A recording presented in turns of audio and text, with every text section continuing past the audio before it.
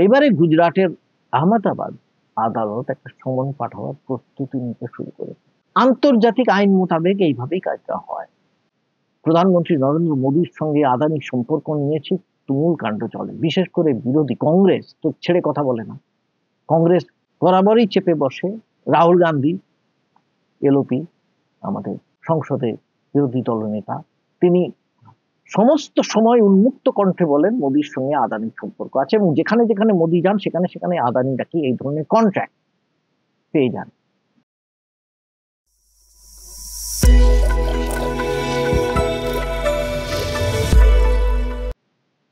নমস্কার, আমি গৌতম বন্দ্যোপাধ্যায়, আর আপনারা দেখছেন গৌতম ব্যানার্জি অফিশিয়াল। আমরা এতদিন তো খুব একটা জিনিস ভেবে আসছিলাম, শুধু আমরা নয়, অনেকেই ভাবছিলেন যে আদানি বোধহয় পার পেয়ে গেলেন। কিন্তু একই কাণ্ড হলো, মানে একই কথা শুনি আজ মন্থরার মুখে, মনে হচ্ছে সেই রকম ধরনের কথা। কারণ এই মোদী সরকার কি আরম্ভ করলেন?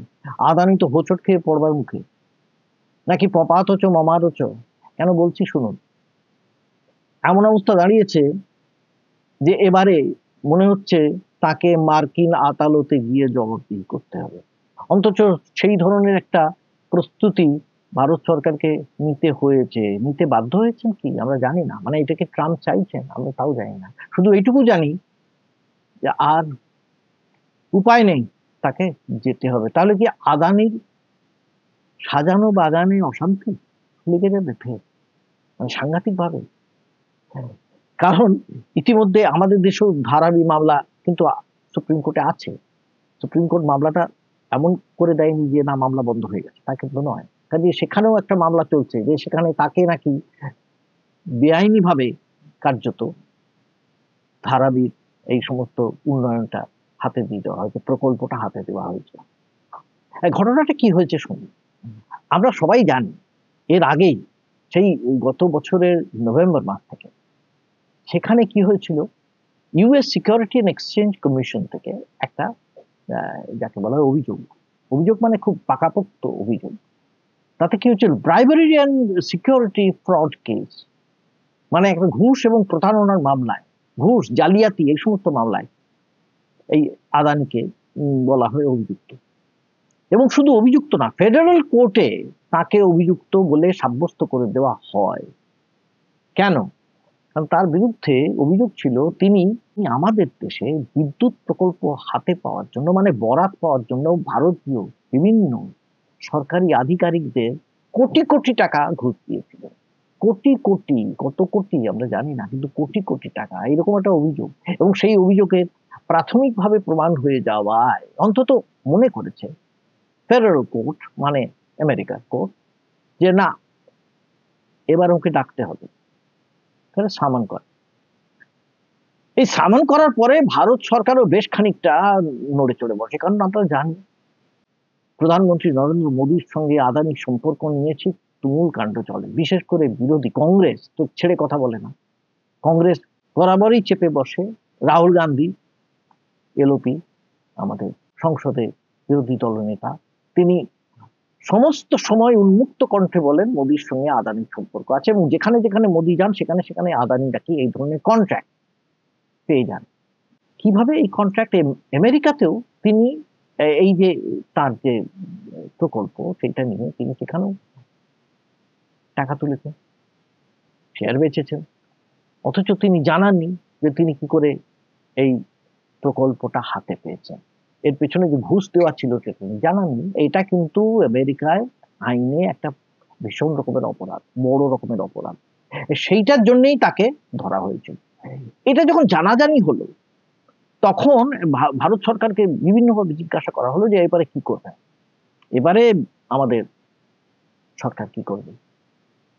একে তো প্রধানমন্ত্রী মোদী একবারে ট্রাম্পের পাশে দাঁড়িয়ে, তখন তাকে বিদেশি যে সাংবাদিকরা জিজ্ঞেস করে বসলেন কি করবেন, আপনাদের মধ্যে কোনো আলোচনা হলো এই ব্যাপারে যে আদানিকে যে ডেকে পাঠানো হয়েছে, আদানিকে কি পাঠানো হবে আমেরিকায়? তো উনি তো একটু চটেই গিয়েছিলেন, বেশ খানিকটা মুখে চোখে তার উষ্মা প্রকাশ পেয়েছিল, এবং তিনি বলেই দিয়েছিলেন একেবারে কড়া ভাবে যে এই সমস্ত ব্যক্তিগত বিষয় নিয়ে দুই দেশের প্রধানের মধ্যে কখনো আলোচনা হয় না। ऐसे व्यक्तिगत मामलों के लिए दो देश के मुखिया न मिलते हैं न बैठते हैं न बात करते हैं। বেশ মিটে গেল। কিন্তু সেখানেই শেষ নয়। আমাদের দেশে বিদেশ মন্ত্রকের মুখপাত্র রণদীপ জয়সওয়াল তিনি একবারে কেটে বলে দিলেন আইনগত বিষয় এ সমস্ত ব্যক্তিগত সমস্যা মার্কিন যুক্তরাষ্ট্র এবং তাদের বিচার বিভাগের মধ্যে সম্পর্ক, এতে আমাদের কি আছে। তো তিনি আর কি বললেন, তিনি মূলত কি বলেছিলেন, তিনি বলছেন we see this as a legal matter involving private firms and individuals and the US justice system. এটা তাদের মধ্যে, মানে এটা ইউএস জাস্টিস সিস্টেম এবং ইন্ডিভিজুয়াল যে ব্যবসায়ী তাদের মধ্যে।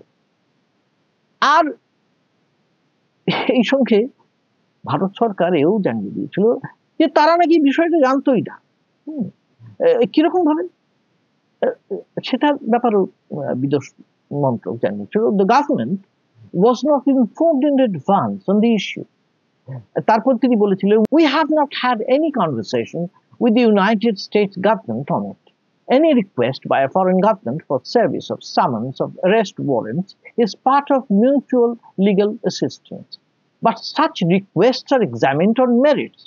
We have not received any request on this case from the US side. আমাদের জানানো হয়নি, আমরা জানি না, কি করে জানবো, আমাদের জানার কথা নয়। কিন্তু মুশকিল হলো এখন যেভাবে এই সামান নিয়ে ভারতে নড়াচড়া শুরু হয়ে গেল, তাতে মনে হচ্ছে ভারত সরকার কি জানতো, মানে বিশেষ কি বিদেশ মন্ত্রক কি জানতো, কি মোদী সরকার কি জানতেন। স্বাভাবিকভাবে এই প্রশ্নটা উঠবে, কারণ একদিকে ভারত সরকারের সঙ্গে আদানি সম্পর্ক, এটা আবার ফ্রেশ জটিলতার মুখে পড়বে, ঘূর্ণাবর্তের মধ্যে পড়বে। কংগ্রেস ছেড়ে কথা বলবে না, কংগ্রেস ইতিমধ্যেই বলা শুরু করে দিয়েছে। অন্যভাবে কায়দা করে, কেন কায়দা করে, অন্য একটা প্রকল্প নিয়ে মনীষ তিওয়ারি একেবারে সংসদে প্রশ্ন করছেন যে বিদেশের সঙ্গে ভারত পাকিস্তানের মধ্যে একটা নিয়ম আছে, ভারত পাকিস্তানের 10 মাইলের মধ্যে এমন কোনো পরিকাঠামোগত প্রকল্প হতে পারে না, ভারত সরকার করতে পারে না, কারণ এতটাই স্পর্শকাতর বা সংবেদনশীল। কিন্তু 1 কিলোমিটারের মধ্যেই একটি প্রকল্পের সায় দিয়েছে সরকার। হ্যাঁ, আর সেই প্রকল্পটা কে তৈরি করবে বুঝতেই পারছেন, গৌতম আদানি। কি বলছেন শুনুন। ऊर्जा सुरक्षा में समन्वय बनाना बहुत जरूरी है। खावड़ा में एक बहुत बड़ी रिन्यूएबल एनर्जी की फैसिलिटी लग रही है। वो जो फैसिलिटी है वो भारत पाकिस्तान की जो सरहद है उसके 1 किलोमीटर तक जाएगी। अब जो राष्ट्रीय सुरक्षा के प्रोटोकॉल है वो ये कहते हैं कि बॉर्डर के 10 किलोमीटर तक कोई बड़ा इंफ्रास्ट्रक्चर का प्रोजेक्ट नहीं लग सकता। मैं माननीय मंत्री जी से यह पूछना चाहता हूं, क्या ये जो खावड़ा में प्रोजेक्ट लग रहा है इसको लगाने के लिए जो राष्ट्रीय सुरक्षा के प्रोटोकॉल हैं उनको रिलैक्स किया गया है? और दूसरा, भारत सरकार ने इस रिन्यूएबल एनर्जी के प्रोजेक्ट को, जो एक मिक्स्ड रिन्यूएबल एनर्जी का प्रोजेक्ट है, उसमें विंड भी है, सोलर भी है, बाकी चीजें भी है, कितनी रियायत भारत सरकार की तरफ से दी गई? माननीय मंत्री जी। सर, हम ये चाहते हैं कि देश में रिन्यूएबल एनर्जी जनरेट हो, उसके लिए हमने कावड़ा का भी, जिन्होंने ऐसे तो प्रश्न तो इसके संबंधित नहीं है, अनरिलेटेड है, फिर भी मैं इनको कहना चाहता हूं, जब भी प्रोजेक्ट का अनुमोदन देते हैं, राज्य, केंद्र और बाकी लोकल जो संबंधित जो भी अनुमति लेना है, क्लियरेंसेस लेना है, लाइसेंस लेना है, वो सभी विभागों से लेके ही करते हैं। Question number 186। তিনি এটা বললেন, এবারে মন্ত্রী কিন্তু সরাসরি জবাব দিতে পারলেন, কোন রকমে একটা জবাব খাড়া করে তিনি একটা দিলেন। সেই জবাবটার মধ্যে কিন্তু খুব একটা যাকে বলা হয় স্পেসিফিক উত্তর নেই, নির্দিষ্ট উত্তর নেই। আমরা ফিরে যাই আদানি প্রসঙ্গে, আমেরিকা প্রসঙ্গে। তিনি যে ভারত সরকারের বিভিন্ন আধিকারিকদের ঘুষ দিয়ে বরাত জোগাড় করেছিলেন এটা আমেরিকা জানতো না। বিশেষ করে আমেরিকার যারা এই আদানি কোম্পানিতে শেয়ার কিনেছেন, টাকা লাগিয়েছেন, বিভিন্নভাবে লগ্নি করেছেন, তারা জানতেন না। অতএব আর্থিক কারচুপির মামলা হলো আদানির বিরুদ্ধে। এবারে তারপরেই মার্কিন প্রেসিডেন্ট হয়ে গেলেন ডোনাল্ড ট্রাম্প। সবাই মনে করেছিল এবারে মোদি অন্তত সুরা হবে, সরি, মানে আদানির সুবিধা হবে, হয়েও ছিল। ট্রাম্প এসেই বলেছিলেন ফরেন করাপ্ট প্র্যাকটিসেস অ্যাক্ট অন্তত 180 দিনের জন্য বাতিল হলো, বাতিল করলেন তিনি। কিন্তু বাতিল করে দিলেন, সবাই খুব খুশি ছিল, এবারে আদানি তো ছাড়া পেয়ে যাবেন। তো আদালত বলে দিয়েছে এটা যেহেতু একটা এক্সিকিউটিভ অর্ডার, এটা কোনো জুডিশিয়াল অর্ডার নয় বা এক্সিকিউটিভ অর্ডার, কোনো বিল নয় বা আইন নয়, কাজেই যে সমস্ত মামলা চলছে সেই ক্ষেত্রে এগুলো প্রযুক্ত হবে না, মানে প্রয়োগ করা হবে না, মানে আদানির কেসটা চলবে। মহা মুশকিল, এরপরে তো আর কোনো যাওয়ার জায়গা নেই। এইবারে গুজরাটের আহমেদাবাদ আদালত একটা সমন পাঠাবার প্রস্তুতি নিতে শুরু করেছে। আন্তর্জাতিক আইন মোতাবেক এইভাবেই কাজটা হয়, মানে একটি কোনো আমাদের আদালতের মারফত সমনটা, যেটা ফেডারেল কোর্টের, মানে আমেরিকার ফেডারেল কোর্টের যে সমন, সেটা দিতে হবে, সার্ভ করতে হবে সেই ব্যক্তিকে।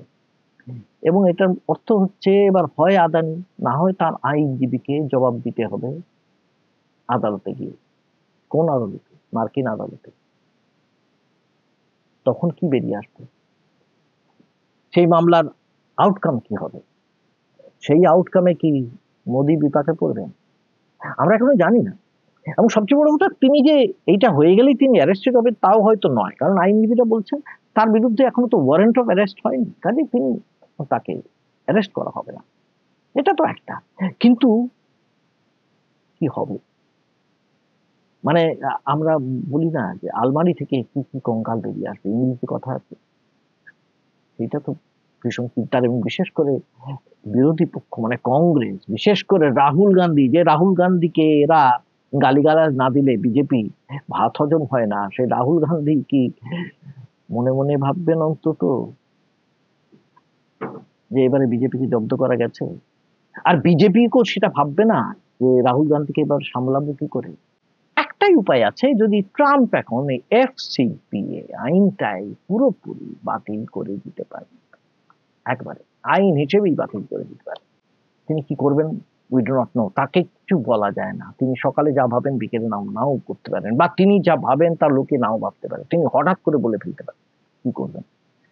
তো যদি বাতিল না করেন তাহলে কিন্তু আদানিকে হোঁচট খেতে হবে বড় রকমের, এবং সেই হোঁচট খেলে মোদী সরকারকেও বাকিদার নাই বললাম, আপনারাই বুঝতে পারবেন। ভালো থাকবেন সবাই, আবার দেখা হবে আপনাদের সঙ্গে পরের এপিসোডে। যারা আমার চ্যানেল দেখছেন তারা যদি আমার চ্যানেল সাবস্ক্রাইব করেন, শেয়ার করেন, আর নোটিফিকেশন আইকনটা অন করে দেন, তাহলে আমি কৃতজ্ঞ থাকবো।